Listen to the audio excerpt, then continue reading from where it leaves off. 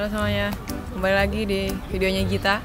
Sekarang masih di seri tentang Jerman. Sekarang kita punya bintang tamu yang gue paksa muncul di video. Namanya Paul. Halo, nama gue Paulus Andreas Partohap. Umurnya 23 tahun ini. Tinggalnya di Hamburg, kuliah kedokteran. Jadi di video kali ini gue pengen bertanya ke Paulus. Lu kan udah di Jerman dari tahun berapa lu? Dari tahun 2011 Januari. Lu selama di sini tuh apa sih yang lu notice gitu perubahan dari diri lu? Dari kebiasaan-kebiasaan yang sehari-hari misalnya sampai ke mentality kali ya dan segala macam. Hal yang paling banyak berubah itu yang pasti soal kemandirian ya. Terus mikirin semua aspek dalam hidup tuh sendiri gitu. Jadi kayak soal mikirin tempat tinggal, mikirin mau makan apa ntar malam, makan siang, makan sarapan, atau minggu ini gimana, bahan-bahan makanan cukup atau enggak, mesti belanja sendiri enggak gitu. Sampai mikirin mesti bayar ini, bayar itu juga kita bener banget. Iya mikirin gitu-gituan sih, bayar listrik, bayar rumah, bayar telepon. Terus kalau misalnya mau masuk semester baru jangan sampai lupa bayar uang kuliah. Selain itu yang berubah itu yang keseharian yang kecil-kecil itu kayak soal telat. Oh, jadi sekarang jadi lebih on time lah. Iya. At least kalau dulu itu tuh kalau ketemuan gitu di Indo gitu waktu masih SMA sejam ya? Sejam atau 1,5 jam. Jadi kayak bener, jam itu iya, jam bener. karet. Kalau di sini sampai awal tinggal di Jerman masih ada kebiasaan itu, tapi kesini udah mulai kayak mengurangi lah. Sekarang Jadi tuh kayak lebih udah. disiplin waktu sih, karena kayak kita mau kemana tuh kita mesti estimasi waktu gitu. Terus kita kan pakai public transportation, nah mereka jadwalnya tuh per menit gitu loh. Jadi mau nggak mau kita bener-bener mesti mikir, oke, menit sekarang gue harus keluar karena nanti busnya datang jam sekian. Dan kebetulan di sini untungnya jadwal itu sesuai gitu sama datangnya kendaraan itu, jadi kayak enggak ya kita harus nebak-nebak gitu bakal datang nggak ya gitu. Kita ngeplan perjalanan itu sejam, beneran sejam gitu kalau nggak ada macet, kalau nggak ada perspetung atau macam-macam. Kebiasaan tepat waktu ini jadi ngebuat kita juga kalau misalnya ujian kita udah tahu nih 2 bulan sebelumnya gitu, jadi ngaruhnya ke situ sih, gimana pas-pasin waktu buat belajar. Di sini tuh jadinya jadi ngaruh ke ini ya. Kalau dulu kan Indo lihat nanti lah gitu kan. Di sini jadi nggak terlalu kayak gitu lagi sih. Iya. Oh kalau ini sih kan kalau orang Indo tuh kebiasaannya peduli banget sama orang lain gitu. Kayak misalnya lo lihat di jalan nih ada orang aneh, suruh kayak kepo, jadi kayak kepo. Iya bener banget, itu kemarin apa sih tuh orangnya, bener gitu. Itu juga berubah sih, lumayan berubah. Iya nggak sih, di sini tuh jadi kayak bodo amat lah, suka-suka dia gitu nggak sih jadinya. Kemarin kayak ngelihat video gitu di Facebook, ada kayak semacam BuzzFeed-an Indo gitu, opini tau kan. Kayak orang tuh orang berhenti gitu di flyover, terus nggak ada apa-apa, terus dia ngeliat ke bawah, terus orang-orang yang lain tuh pada ikutan gitu ngeliatin ada apa sih mbak gitu tuh, bahkan sampai nyebabin kemacetan. Awalnya cuma motor stop, terus motor dari arah baliknya juga ikut stop, amende bus stop gitu, Kopaja stop di situ buat ngeliat dulu. Penasaran. Gue ada pengalaman unik sih. Kayaknya lo tau deh yang pas ngeliat mayat itu loh. Itu lagi nunggu bus. Di depan kita tuh ada kayak van gitu deh. Kayaknya ada orang overdosis di situ terus meninggal. Terus gue kan lagi nunggu bus, gue cuma ngeliat ininya doang kan, kakinya. Haltenya kayak cuma 20 meter gitu sebenarnya. Deket banget, ibaratnya di depan gue gitu. Gue pertama lagi ngelamun, pas gue ngeliat, loh kok ini orang di situ gitu di dalam van itu. Gue baru ngeh banget, oh itu mayat. Terus kayak ibaratnya dari 10 orang yang lewat itu cuma 1 sampai 2 orang yang stop bentar ngeliat ada apa sih. Nah terus ada 3 orang yang jagain mobil van itu dan ngejarin mayat itu, kayak langsung kayak bilang gitu ke orangnya, lu mau ngeliatin apa? Nggak ada yang perlu liatin di sini gitu. Bahkan mayat disegloh di situ gitu, dan orang-orang nggak peduli, ya bodo amat. Toh bukan urusan gua gitu. Pas polisi datang pun untuk ngejemput mayatnya, polisinya nggak perlu kayak udah mundur nggak ada yang kayak gitu ngusir orang karena kepo atau apapun. Bener. Karena di sini nggak ada yang peduli. Biasanya kan kalau di Indo tuh bapak-bapak gini kan, tangan ke belakang ngeliat apa sih itu biasanya. Itu sih yang kayak ngebuat kita jadi tahu batasan sih jadinya. Iya tahu batas kalau ini tuh gue nggak perlu tahu lagi soal ini. Kayak bahkan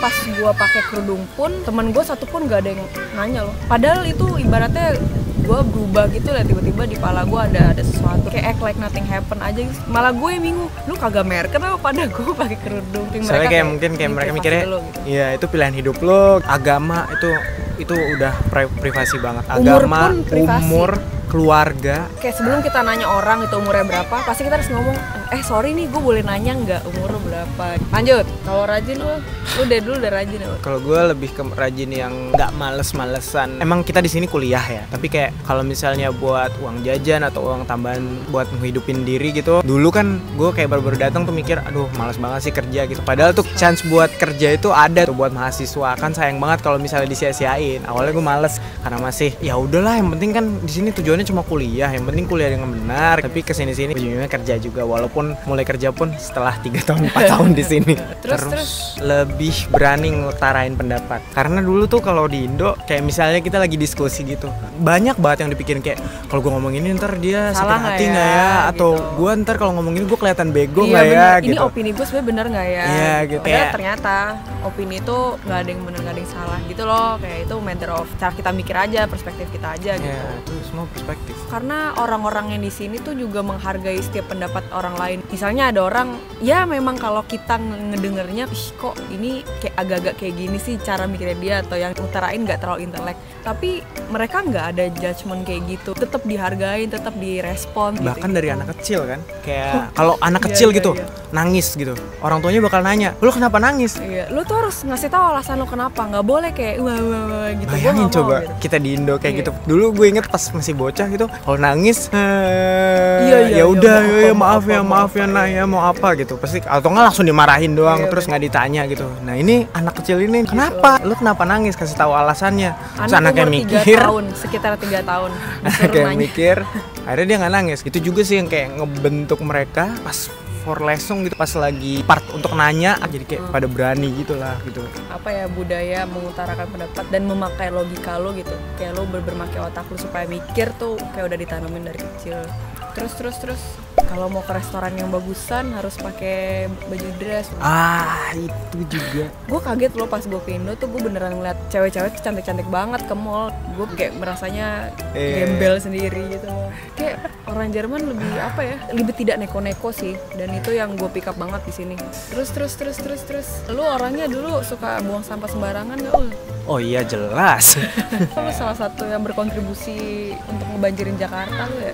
Iya dong. Kalau di sini ngelihat orang gitu maksudnya sampai ngebedain sampah mana di tempat sampah yang mana gitu. Sampah plastik tempat sampah plastik, sampah organik tempat sampah organik, sampah kertas tempat sampah kertas, sampah beling di tempat sampah beling. Pokoknya udah disediakan gitu ya. Jadi kita lebih mudah aja untuk menjalankannya. Gini kalau di Indo tuh gue kayak mana ya tempat sampah gitu. Kalau di pinggir jalan tuh tapi ya, sebenarnya nih ya, kalau gue pribadi nih, gue dari dulu pun gue nggak pernah buang sampah sembarangan.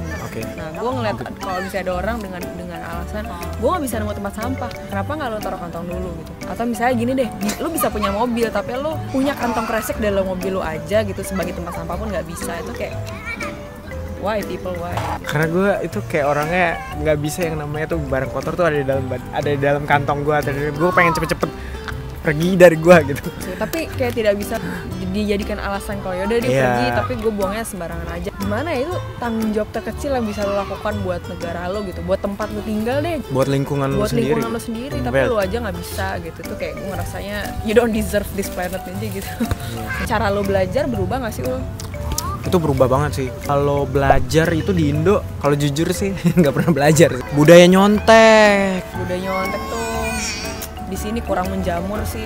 Kalau misalnya nggak belajar ya udah die. Karena salah satu yang gue lihat mereka tuh kalau ujian itu ya buat ngetes apa yang udah lo pelajarin selama ini. Mereka lebih mementingkan untuk menguasai materi itu dibandingkan nilai yang bagus gitu di saat mereka ujian. Kalau orang-orang Asia biasanya kan yang penting nilainya bagus, menguasai tidak menguasai itu urusan belakangan. Yang ngebuat gue berubah juga tentang belajar itu, kalau belajar itu kalau di Indo tuh kayak kita nggak berunding dan kayak nggak luas gitu nggak sih? Jadinya kita tuh kalau misalnya ngepelajari sesuatu ntar ditanya kenapa kita nggak tahu gitu.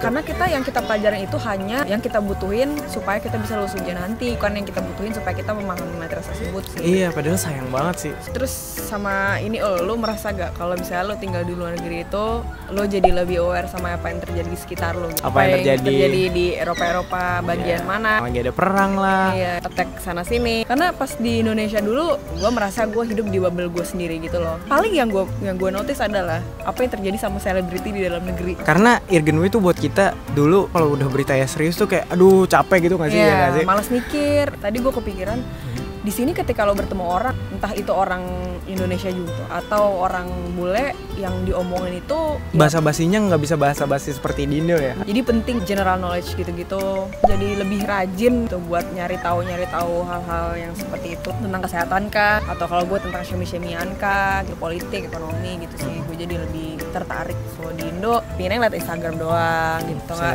Selebriti.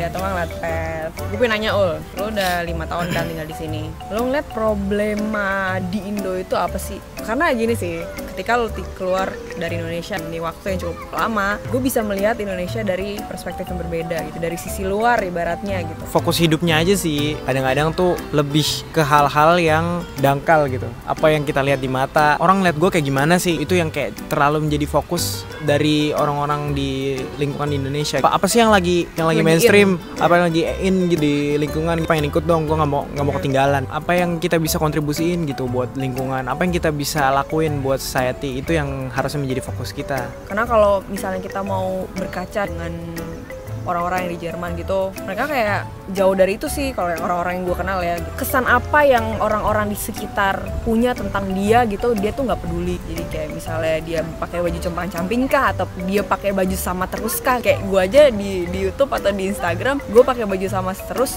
itu ada yang ngomentarin, padahal itu sebenarnya nggak penting. Oh ya, mau pulang apa enggak Ul? Rencana ke depan? Rencana untuk kontribusi buat negara dari dulu ada. Tapi kalau dulu mikirnya tuh kayak semua tuh pengen cepet-cepet selesain gitu. Misalnya kuliah cepet, setinggi-tingginya. Dalam profesi gue kan spesialis gitu, misalnya paling tinggi udah, terus langsung pengen pulang gitu, pengen berkontribusi. Tapi kalau sekarang lebih ke yang realistis tadi. Lebih kalau ngeplan tuh yang deket-deket dulu gitu, ya mungkin akan berkarir dulu di sini. Tapi cita-cita untuk berkontribusi dimanapun gitu di Indonesia, mungkin sampai ke Departemen Kesehatan, ya pengen. Karena kayak sedih gitu loh ngelihat ya banyak hal yang masih bisa diperbaiki gitu di Indonesia. Dan nggak cuma orang-orang yang tinggal di luar negeri juga, anak-anak muda, kita sama-sama gitulah bergerak. Karena itu tanggung jawab masing-masing, tumbuhin rasa lu peduli sama negara lu sendiri. Iya, benar. Nggak cuman peduli sama diri sendiri, sama kesejahteraan keluarga sendiri, tapi negara juga lah. Kita tinggal di tanah negara kita gitu. Kita minum dari air dari Indo. Kalau kita kontribusi, kita ngasih balik sesuatu kok nggak ada. Dengan hal yang kecil aja, dari mulai buang sampah, jangan buang sampah sembarangan. Kebersihan sebagian dari iman. Kalau nggak bersih berarti nggak beriman. Intinya kita tanggung jawab lah dari masing-masing. Mulailah dengan diri sendiri, terus kok keluarga, terus nanti jadi kayak virus gitu, virus yang baik nyebar semuanya. Ntar semua orang jadi bener deh. Kapan itu? Selesai videonya hari ini. Terima kasih sudah menonton. Sampai ketemu di video-video selanjutnya. Dadah.